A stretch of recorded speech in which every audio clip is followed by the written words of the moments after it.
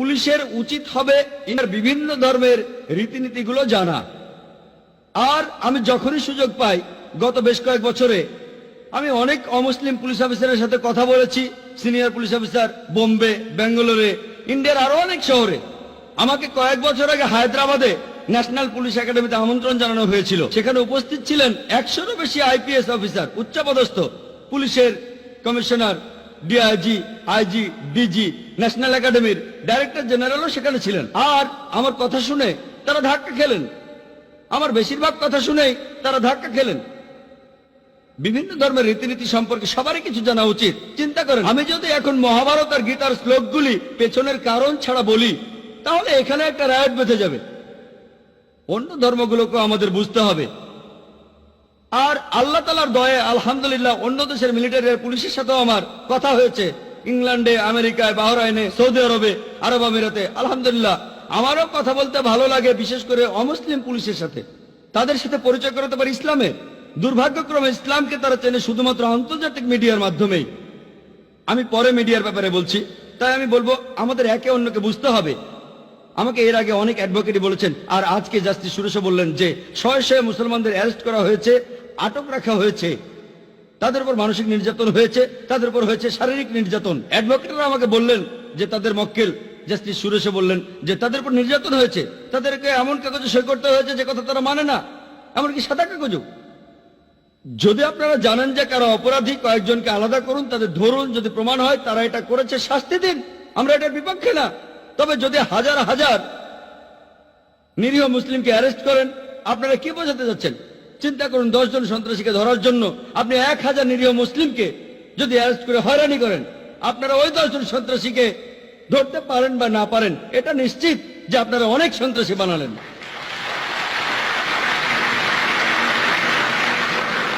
ইন্ডিয়ার অনেক অমুসলিম সিনিয়র পুলিশ অফিসার, তাদের সাথে আমার প্রায় কথাবার্তা হয়। আর বোম্বের একজন পুলিশ অফিসার একদিন বললেন, জাকির ভাই, ডাক্তার জাকির নায়েক, আমি খুব খুশি হব যদি আপনি লেকচার দেন হিন্দি আর উর্দুতে। আপনার লেকচার সবাই বুঝতে পারবে ইন্ডিয়াতে। তখন বলিনি, এই কয়েক বছর আগে আমি বলা শুরু করেছি। ইন্ডিয়ার বিভিন্ন জায়গায় অনেক অমুসলিম আর সিনিয়র পুলিশ অফিসার তারা আমাকে বলেছে, আর তারাও জানে আল্লাহর অসীম দয়ায় আমার লেকচার শোনার জন্য হাজার হাজার লাখে লাখে মানুষ আসে। আর আমি যখন কাশ্মীরে গেছিলাম, আর যেহেতু আমি ছিলাম অফিসিয়াল গেস্ট, তাই অনেক মন্ত্রী মিনিস্টারের সাথে আমার দেখা করতে হয়েছে। তবে সে সময় কাশ্মীরের গভর্নর ছিলেন সাক্সেনা, তিনি দেখা করতে চাইলেন। আমার হাতে একদম সময় নেই, অমুসলিম, সময় বের করতেই হবে। দুপুরে দাওয়াত ছিল, সময় পেলাম না, তাই সকালে গেলাম। কাশ্মীরের গভর্নর সাক্সেনা, তিনি আগে ছিলেন আর্মিতে। ওনার র্যাঙ্কটা আমার খেয়াল নেই, সম্ভবত কর্নেল, মেজর বা অন্য কোনো উঁচু র্যাঙ্ক।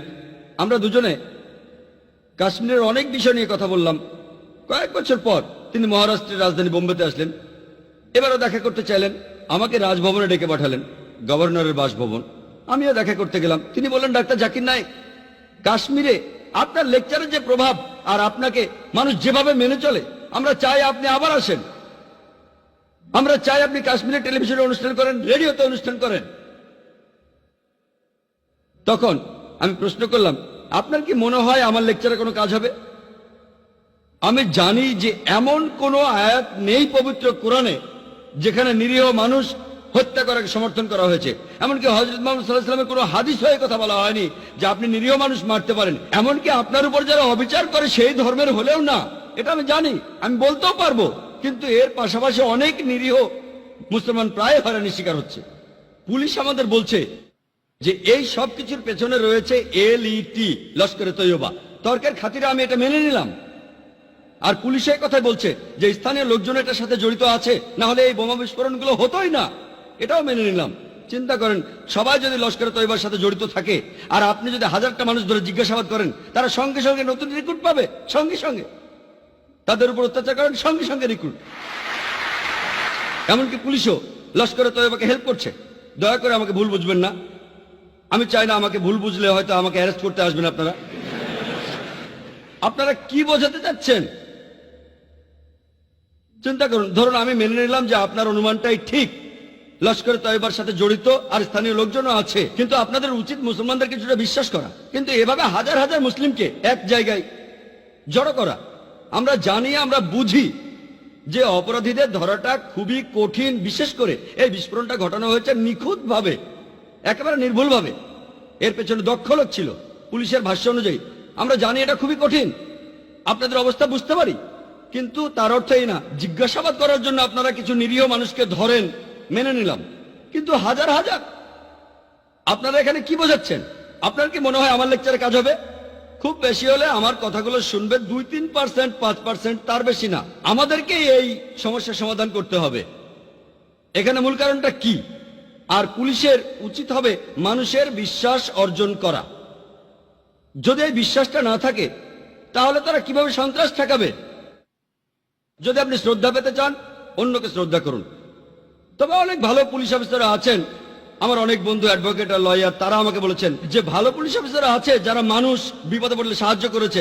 কিছু কিছু পুলিশ অফিসার আসলেই খুব ভালো, মানুষ বিপদে পড়লে সাহায্য করেছে, কিন্তু সাধারণভাবে ও আপনার দাঁড়িয়ে আছে, দাঁড়িয়ে রেখেছেন কেন? আপনি প্যান্ট পরেছেন গোড়ালির উপরে, এভাবে করেছেন কেন? মাথায় টুপি আছে, যেন এরকম কোন একটা নিয়ম আছে যে সন্ত্রাসীদের দাড়ি থাকতে হবে আর তারা প্যান্ট পরবে গোড়ালির উপরে, মাথায় টুপি।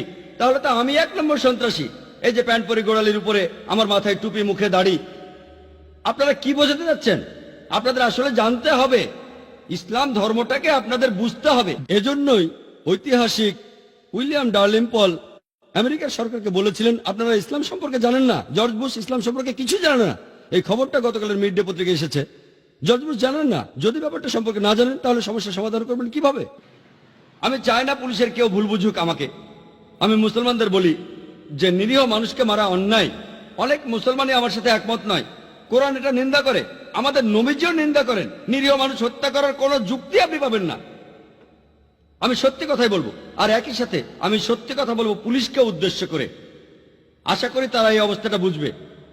আর জুলিও রোবেরের কথা অনুযায়ী, ওনার লেখাটা হিন্দুস্তান টাইমসে ছাপা হয়েছিল সম্ভবত 9 সেপ্টেম্বরের কাগজে। তিনি বলেছেন যে যত বেশি নিরপরাধ লোককে অ্যারেস্ট করা হচ্ছে, সফল হওয়ার সম্ভাবনা ঠিক ততটাই কমে যাচ্ছে।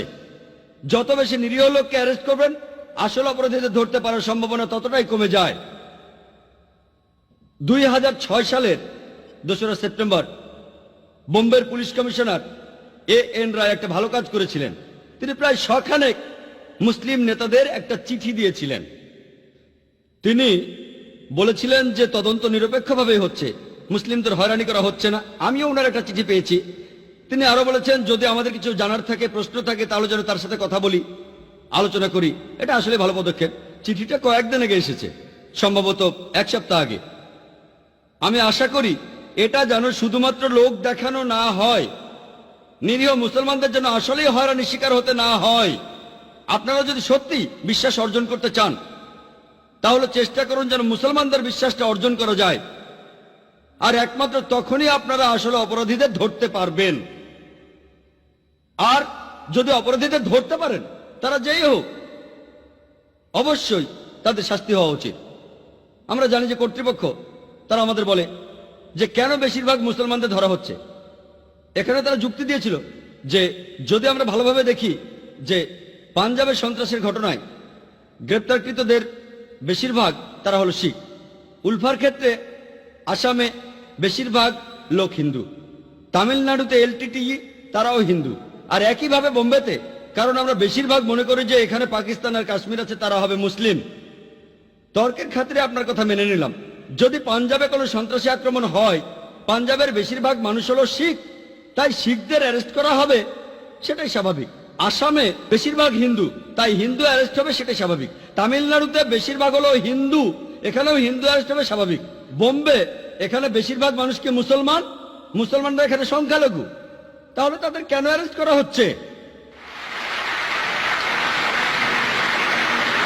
যদি আপনাদের মনে হয় যে কাজটা করেছে কাশ্মীর বিদ্রোহীরা, যদি আপনাদের কাছে প্রমাণ থাকে, আমাদের কোনো আপত্তি নেই। তবে আপনি কি ভাবেন এলটিটি বোম্বেতে আসতে পারে না? উলফারা কি আসতে পারে না বোম্বেতে? শিখরা কি আসতে পারে না বোম্বেতে? আপনারা বলতে পারেন না এই কাজটা অবশ্যই মুসলমানদের, আপনারা বলতে পারেন সম্ভাবনা বেশি। আর যদি প্রমাণ করতে পারেন আমরা মেনে নেব। আপনাদের বলতে চাই যে অপরাধীদের শনাক্ত করুন, যারা এর জন্য দায়ী তাদের ধরে শাস্তি দিন। তবে হাজার হাজার নিরীহ মুসলমানকে হয়রানি করবেন না। আমাদের কাছে অনেক রেকর্ড আছে। মহারাষ্ট্রের এটিএস এর রিপোর্ট অনুযায়ী এই কয়েক মাস আগে 16 জন লোককে অ্যারেস্ট করা হয়েছে যারা একটা উগ্রবাদী হিন্দু দলের সদস্য। তারা 3টা মসজিদে বোমা বিস্ফোরণের সাথে জড়িত ছিল। এর একটা হয়েছিল পার্বণীর মসজিদে, আরেকটা জানলার মসজিদে, আরেকটা পুনাতে, 3টা। আর কিছুদিন আগে 6 এপ্রিলে এক জায়গায় ভুলক্রমে একটা বোমা বিস্ফোরিত হয়। ভুলক্রমে কিছু লোক বোমা বানানোর সময় সেটা ফেটে যায়, মারা যায় 4 জন লোক আর আহত হয় 11 জন। যখন তদন্ত করা হলো তখন দেখা গেল এই লোকগুলোর অনেকেই সেই উগ্রবাদী হিন্দু দলের সদস্য। আর পুলিশ জানতে পারলো যে প্ল্যানটা ছিল তারা মসজিদ আক্রমণ করবে শিখদের ছদ্মবেশে। ঘটনাটা কয়েকদিন আগে। আর তখন মুসলমান আর শিখদের মধ্যে একটা গোলমাল চলছিল। একটা শিখ মেয়ে আর একটা মুসলিম ছেলে বিয়ে করেছিল, এটা নিয়ে উত্তেজনা। তারা শিখদের ছদ্মবেশে এই কাজটা করে একটা ফায়দা লুটতে চেয়েছিল। এমন ঘটনার কথাও জানি যেখানে হিন্দুরা আক্রমণ করেছে, তাদের মাথায় টুপি মুখে দাড়ি। তাই বলতে পারবেন না যে এখানে অবশ্যই মুসলমান জড়িত। হতে পারে, সম্ভাবনা বেশি, আমি অস্বীকার করছি না। এই তো কয়েক মাস আগে শুক্রবারে 8ই সেপ্টেম্বর 4টা বোমা ফেটেছিল মালেগাঁওতে। একটা ফেটেছিল মসজিদের সামনে আর একটা কবরস্থানের সামনে। এখানে 35 জন মুসলমান মারা গেছে আর আহত হয়েছে 100 জনের বেশি মুসলমান। আবারও প্রধান সন্দেহভাজন এলইটি। হতে পারে, তবে প্রধান নয়। চিন্তা করুন, এটা আসলে একটা খেলা। এটা হলো একটা নামের খেলা। যদি আপনি আমেরিকায় যান সেখানে আছে আল কায়েদা আর এখানে হলো এলইটি। আমি একটা খবর দেখেছিলাম ডিএনএ পত্রিকায় 6 সেপ্টেম্বরে। ভদ্রলোকের নাম হলো জোসেফ। তিনি বলেছেন যে পররাষ্ট্র বিশেষজ্ঞরা বলেন যে খুব বেশি কাদা ছোড়াছুড়ি করলে সমস্যার সমাধান হয় না, আসল অপরাধীও কখনো ধরা পড়ে না। আপনারা ঠিকভাবে তদন্ত করুন, যদি তাদের ধরতে পারেন তাহলে তাদের শাস্তি দিন। তারা যেই হোক না কেন, তারা হোক মুসলিম বা অমুসলিম, তারা হোক কাশ্মীরি বিদ্রোহী অথবা পাকিস্তানি, হোক উলফা অথবা এলটিটি, যদি প্রমাণ হয় তারা জড়িত ছিল অবশ্যই শাস্তি হওয়া উচিত। আমি এখানে কোনো সন্ত্রাসী কাজকে সমর্থন করছি না, একেবারেই না। তবে আপনাদের সবার আগে যে জিনিসটা করা উচিত, বুঝতে হবে এই তদন্তগুলি হওয়া উচিত নিখুঁতভাবে। দেশের মানুষকে বিশ্বাস করাতে হবে। এসবের পেছনে আরেকটা কারণ হলো মিডিয়া, বিশেষ করে সেই মিডিয়া যেটা নিয়ন্ত্রণ করে পলিটিশিয়ানরা। এদের ব্যাপারে সাবধান হতে হবে। আর এই মিডিয়া সব সময় যেটা করে, সাদাকে কালো, দিনকে রাত বানায়, নায়ককে ভিলেন আর ভিলেনকে নায়ক। এটা তারা প্রায় করে থাকে। আমার ভিডিও ক্যাসেট দেখবেন, এর অনেকগুলো উদাহরণ দিয়েছি। তবে ইন্ডিয়ায় আমাদের ভাগ্য ভালো যে এখানে জনপ্রিয় মিডিয়াগুলো পলিটিশিয়ানরা নিয়ন্ত্রণ করে না। আর আমরা দেখি যে এই মিডিয়া সত্যি খবরটা আমাদের জানাচ্ছে।